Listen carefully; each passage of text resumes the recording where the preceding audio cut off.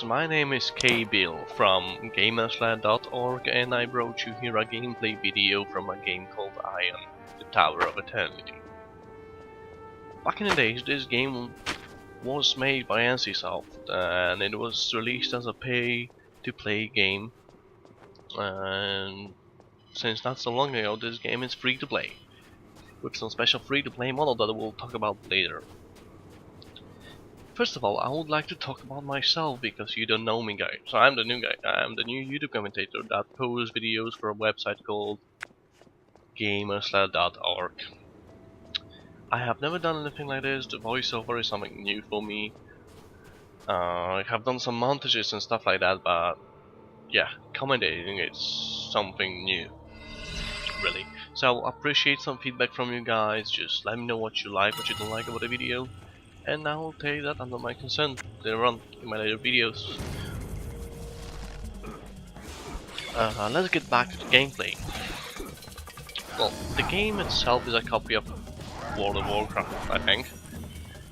There's not much of a difference between those games. The only thing that differs Aion from World of Warcraft is flying and some improvements in crafting system, PvP, but they are not so visible. Technically you're doing the same thing what you've done in World of Warcraft. Why this game is fun? I know, maybe because it's NCSoft and I like all the NCSoft games and it become free to play. Maybe that's the reason, I don't really know.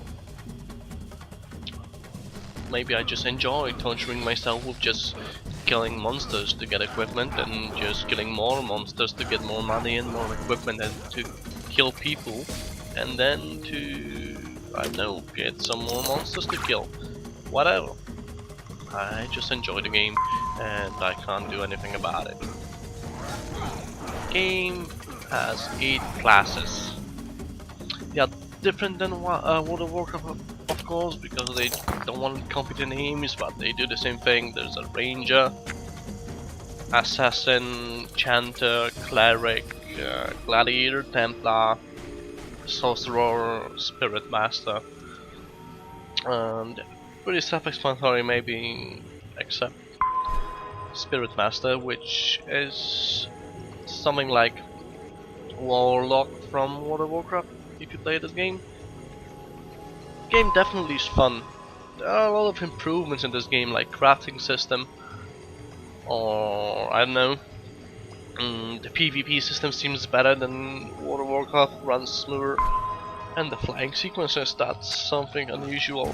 Quests are not a pain in the ass, they are fairly easy to do and they can be pleasant sometimes. The main storyline quests are quite good with some cutscenes and stuff like that, so you'll definitely enjoy it.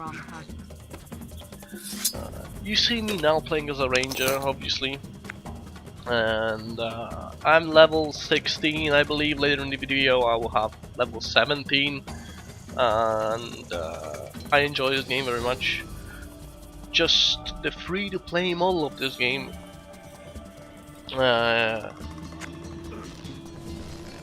maybe it's not appealing at first, but when you look at the other MMORPG games that are free to play, it's pretty good. It's actually pretty good, well done. You can enjoy all the game features like leveling, experiencing all the quests. You can be at the same level as any player at the end game without paying like tons of money into the game, which is good, but obviously you've got some restrictions as a starter player, because that's what you call when you start a game and you don't have the gold pack. The started player can't use the channel groups, like channel chats, so to say, which is group, looking for group, of course. What else you've got? You've got chats that are particularly for your class, where you can ask questions about your class, which is good, but you can't use them in the starter pack, which is weird. Maybe just because it's a global chat. I spoke with some of the forum moderators, and they shouting their decisions about restrictions on the account simply because they wanna limit the number of bot players on the map. So that's a good. Look at this. Look at this monster. I thought I'm gonna take him down, but unfortunately he was better than me, and I will eventually run like a bitch from him, because that's what the rangers do. They run where the monsters are too strong. They run. Run, bitch, run! Come on. I think I'm gonna survive this. Come on. Oh yeah. There you go. We're on a spot where we can heal and move on. Alright, after that sequence, I switched the graphics settings to maximum. And you can see me going to the NPC to give back the quests. The quests are not a pain in the ass in this game. There's not too much to do. You have to do simple things like killing a couple of monsters. For example, this quest that I've got there somewhere, I have to kill like 16 monsters or something like this, and that's the highest number of monsters that I had to kill since I started the game. So that's the biggest quest so far. It's like usually it's like 3 monsters, you get 1 item or something like this. And now what you see now is the flying sequence that Aion and Nancy brag about. It's fun. It definitely makes a change in a game, brings you some possibilities, but it's not that different, and it doesn't make much of a difference. Only in the later game, when you like reach level higher than like 20 something, you will go to Abyss, where you can fly more and have a PvP on the map while flying, which is a cool feature. But other than that, it doesn't make that game so special, if you know what I mean. Even the flight transport is similar to WoW, but better. Because of the graphics and the CryEngine, everything looks amazing, and you would probably enjoy it very much. That's why I left this in the video. Just this flying sequence through the forest and stuff. The maps are very colorful, even if I'm on the dark side, so to say. I'm playing as Asmodee. I still have very nice, good looking maps, which is a surprise for me, because I thought it will be something like dark and gloomy, because that's the first time I play as this faction. I usually play as the Elias guys, and they've got a bright map, which is obviously normal. Oh, you're gonna die! Nah, you've got the wings, bro. You've got the wings, so we survived that encounter. What do we have here? You've got here one thing that I don't like about the game. That monster that I'm killing right now, it's actually one of the spirits that you can call when you're a spirit master, and it looks pretty much the same, which is not like unique for this type of games, but I still don't like it in any game. Well, technically it makes sense, because the Spirit Master is a master of spirits, and that monster is called Cyclone Spirit, so the Spirit Master, like, technically might have just come here and just tamed that monster or something. Yeah, but it's still something that I don't like. I think that the monsters should be the monsters, and the summons should be the summons, and they should be unique.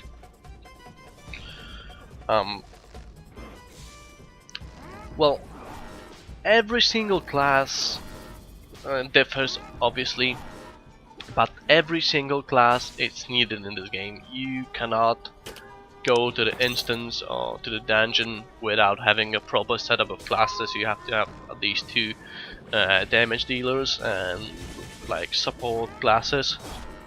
Cleric is a must. There's no way you can do instances when you're on your own. Hell, you have instances that you have to organize a proper party to get that. So like you have to gather like 6 people or more than 6 people, depends on the instance, to get inside of it. You cannot do any instances on your own beside the instances that are designed to be made by one person, and they only allow one person at a time inside. Well, not person at a time, but one person inside. Now let's talk about character customization, which is a great feature of this game. It's very neatly done.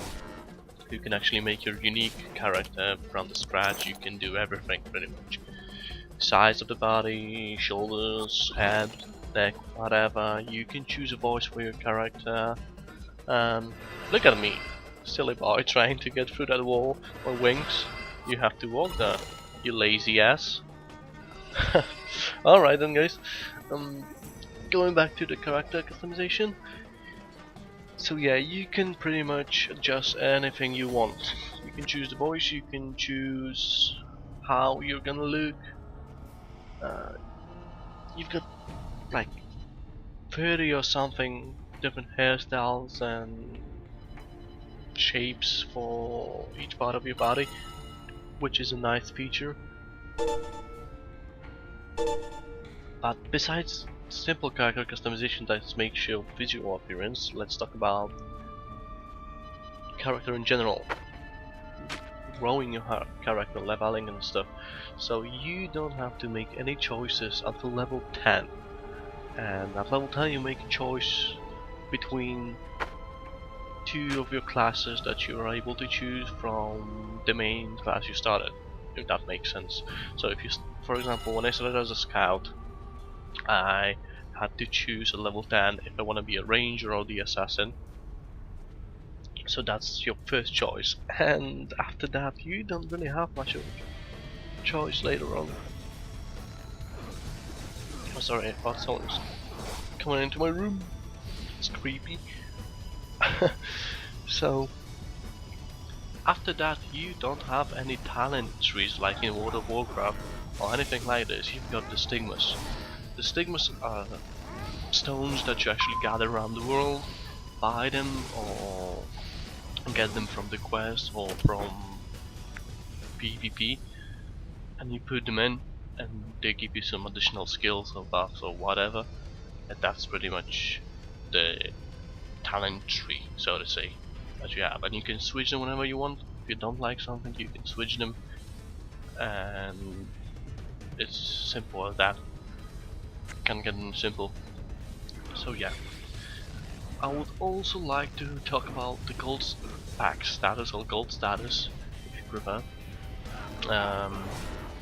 Those gold packs that makes the game fully working actually are able to buy in the game